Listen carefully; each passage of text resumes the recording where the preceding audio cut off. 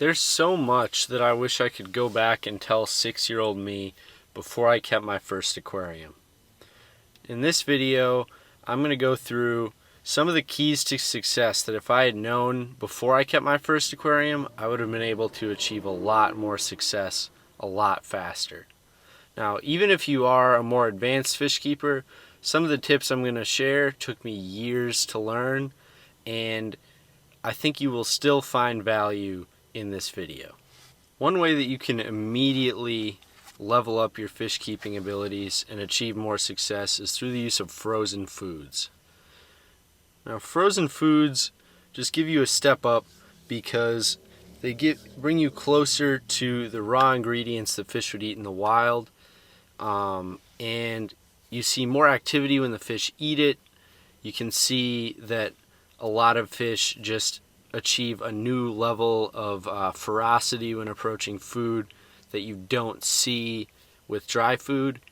And for fish like Cory catfish, who absolutely love frozen bloodworms, it can be transformative. Certain fish have different foods that they really like. Tetras really like frozen Daphnia or Cyclops. Frozen brine shrimp is good for a wide variety of different kinds of fish. And like I said with frozen bloodworms, certain fish like Cory catfish that are more challenging to breed when feeding only dry food become a lot more automatic when you really feed a lot of frozen food. So I encourage you to go to your local store and just check out which frozen foods they have. Maybe ask your local store, I have this fish, what frozen food would you recommend? And if they're not recommending frozen, they're doing themselves a disservice in not making business, and you a disservice in that frozen foods are a great way to provide better nutrition to your fish and give them a treat that may also lead to more breeding and just a new level of enjoyment in watching your fish because they show so much more activity when introduced to frozen foods. Now, another big game changer for me has been live plants. And I didn't even consider keeping live plants for the first probably 5 to almost 10 years of fish keeping. Some live plants that I would recommend for beginners are Anubias, Vallisneria, and Java fern. And Java moss is another good one. Those 4 plants are all pretty easy to keep. And what I would recommend is probably get 2 or 3 of those types of plants and see which one does the best for you. Occasionally, you'll have one that won't do super well for you, and as a beginner, sometimes it's challenging to identify why. I still sometimes struggle to understand why certain plants don't do well for me, but if you're able to work on those for pretty basic plants, get yourself a basic fertilizer like Easy Green from Aquarium Co-op, and you should be able to find some level of success with at least 1 or 2 of those.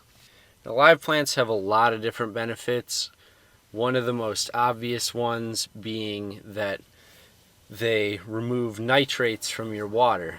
So essentially, plants will do the work of a water change for you as long as they're supplied with enough light and nutrients to grow in your tank. It gets a little more complicated. You can't just cease water changes altogether by using plants, but they do help to keep your water clean while also providing hiding spaces. And this can be a really good thing, especially if you're doing something like breeding guppies or mollies, where you need hiding spaces for the fry to survive. And I feel that live plants do this better than basically any artificial form of cover could, because it's what they would encounter in the wild. There will be microorganisms on the plants that the fry can eat, and it really just gives you a whole new level that you can go to in terms of keeping the fish when you introduce the live plants to grow in tandem with them. Now, the third thing that I'm going to mention is something not too flashy, and it's not too flashy, which is a good thing, and it's a sponge filter. Sponge filters are really good because they don't present the problems that a lot of more, I guess, more out in the open and advertised filters create. So for instance, hang-on back filters and canister filters operate using impellers. So the water is basically moved by an impeller inside the filter, and the danger of that is any fish that are sucked up by that will get chopped up in the impeller and killed. Now, a sponge filter uses an airlift to generate water movement to pass water through a sponge, which might be fine or coarse. And this basically creates a scenario where no fish can get sucked up and harmed by the filter, meaning none of your fry will get sucked up, none of your small fish will get stuck to the filter inlet, and just a lot of scenarios where you would see fish dying will not occur because the filter is so much gentler. It's also really easy to clean, and you don't have to use cartridges like you do for a lot of other forms of filtration. So I would say, out of all the tips on this list, if you're only going to do one, getting a sponge filter is huge, because it will eliminate fish deaths and just create a calmer environment in your aquarium and create less maintenance work for you. You are going to need an air pump to go along with a sponge filter, but I would argue that regardless of if you have a sponge filter or not, you should have an air pump with an air stone to provide some extra aeration to your tank. So at the very least, go out and get an air pump and get some air flowing into your tank, and ideally I would recommend that you focus on only using sponge filtration, especially if you want to ensure that babies survive in your tank. Now, this next tip is something that I learned the hard way, and hopefully in a way that very few people ever have to learn. But aquarium lids are very important and can also be dangerous. Aquarium lids are important because you need to minimize the evaporation out of your tank for two reasons. One, it's a pain in the butt if every couple days you have to add water to your aquarium because the water keeps evaporating. And that'll also increase the hardness over time because the water evaporates out of the aquarium while all the minerals that were in the water stay in a more concentrated form. And also it maintains heat in the aquarium, which is especially important in the winter, particularly if you live in a cooler climate like I do. Now, there are a couple different ways you can get a lid for your aquarium. There are glass lids, which I do not recommend because a few months ago I sliced my hand open on one of my glass lids and missed a month of work. So what I would recommend you do is, if you already have an aquarium kit that comes with a pre-made lid that's hopefully made of plastic, you'll probably be fine dealing with that. But also, if possible, you can go to your local Menards or Home Depot and get twin wall greenhouse siding, and if cut to the proper size, you can create a perfect lid for a lot cheaper than the glass lids you see in fish stores, and you'll also save yourself a lot of money and keep yourself a lot safer, because although glass lids are nice and light can pass through them perfectly, the twin wall lids will not cut your hand open, and they also are very light, and it makes it really easy to remove lids, move them around. You can set them down without worrying about them breaking.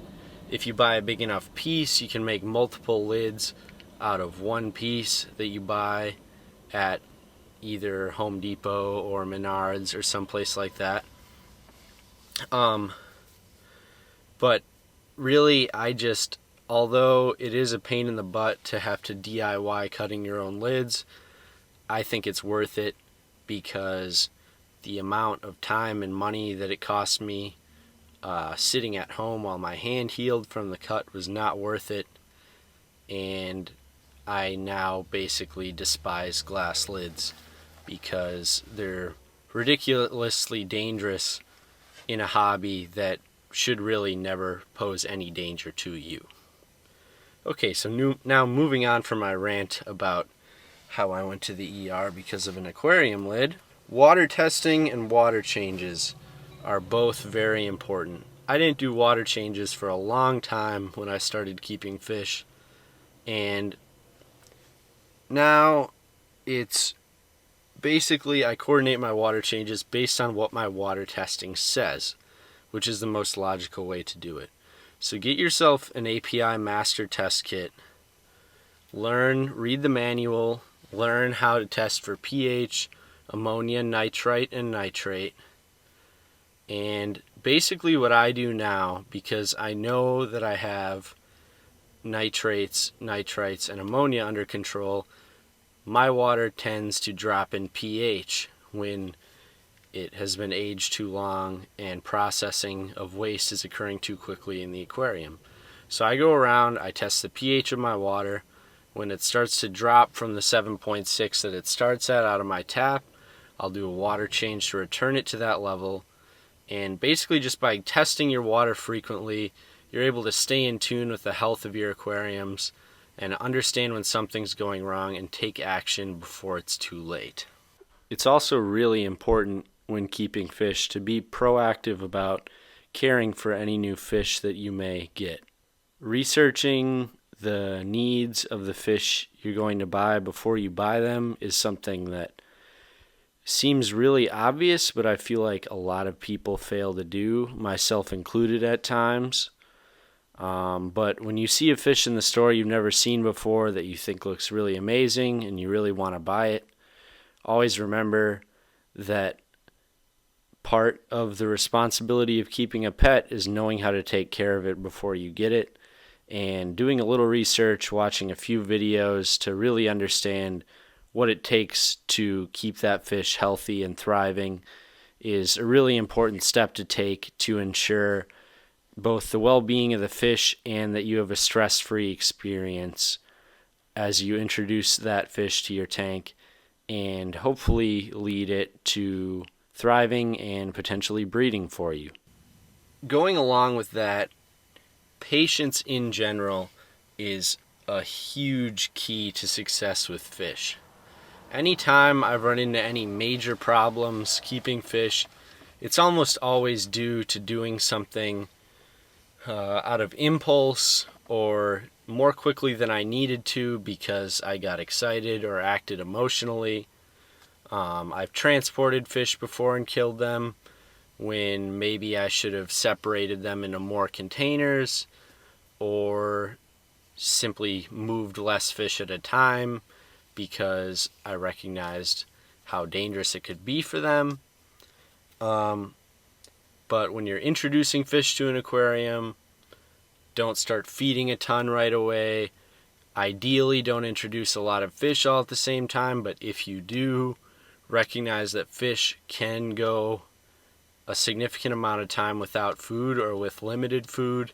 So don't shock a system by starting a brand new aquarium and putting a lot of food in right away.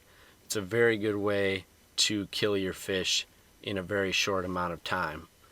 And just in general, anytime you're thinking about doing something, give yourself twice as much time as you want to, just to spread out that risk and give yourself time to identify any issues that may pop up and remedy them before you get overwhelmed and you've created a snowball rolling too fast for you to stop.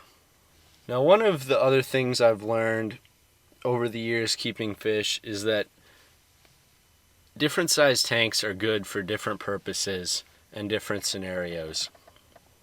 Now, a lot of times a bigger tank is just better. The bigger an aquarium is, the longer it's going to take for any negative developments in the water to occur.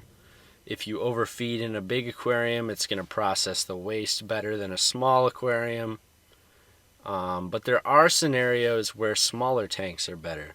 If you have very small fish or fry and you need them to be able to find food, keeping them in a small container is sometimes the only way to be able to allow them to find food and grow until you can move them up to a larger size aquarium. So Really, it just takes time and experience to recognize when different tank sizes are appropriate, but for the most part, as a beginner, you probably want a slightly larger aquarium, maybe 20 gallons or more. A 10 gallon is what I started with, but if you want to be more forgiving in terms of your ability to overfeed or get a fish that maybe is a little too big for your tank, a 20 gallon will give you that wiggle room that a 10 gallon may not, and a tank even bigger than that will make it just that much less likely that you're going to make some acute mistake that you really end up paying for. Something that I still do to continue learning about fish, and I'm constantly watching videos every day because it's never ending. There's an infinite amount of information, and you're never going to be the best fish keeper out there. You just have to keep increasing your knowledge as much as you can, and recognizing that everyone has something to offer in terms of knowledge. So learning from the community, there are forums online. Aquarium Co-op created a forum that I use occasionally. If I run into an issue that I don't know how to solve, you can post on there. There are other forums out there. I don't engage in them, but you can definitely read through posts. And basically, there are a lot of people who love fish on the internet who just want to help you out. So just reach out to that community, and you'll be able to find help. And if you can't, leave a comment down below. I'll be happy to try to help you, and if I don't know the answer to your question, I will work hard to find someone who does. Now, my last tip for you is don't overdo it, and this is a tip that I break all the time. Many times throughout the years that I've kept fish, I have gotten a lot more tanks than I should have, and then what basically happens is, if you have 50 tanks, let's say, and tank 1 has 20 neon tetras in it, how much time are you really going to spend looking at those 20 neon tetras if they're one of 50 tanks you have? How much time are you going to spend on one individual neon tetra who looks a little funny, has a little bit of torn fins, looks like he might be sick? The more tanks you get, the more likely it is you're going to miss noticing something important that is going on in one of the tanks. This can lead to you killing fish inadvertently. This can lead to fish dying and then you feeling burnt out and stressed out about your fish and it no longer being fun. So really, you just have to keep the amount of tanks you have under control so that you still feel in tune with all of them and well aware of what's going on to identify if there are ever issues. Now, I'm a huge hypocrite. I have 13 aquariums, but if you want to check out what I'm working on in my fish room, check out this video. I hope you learned something, and I'll catch you in the next one.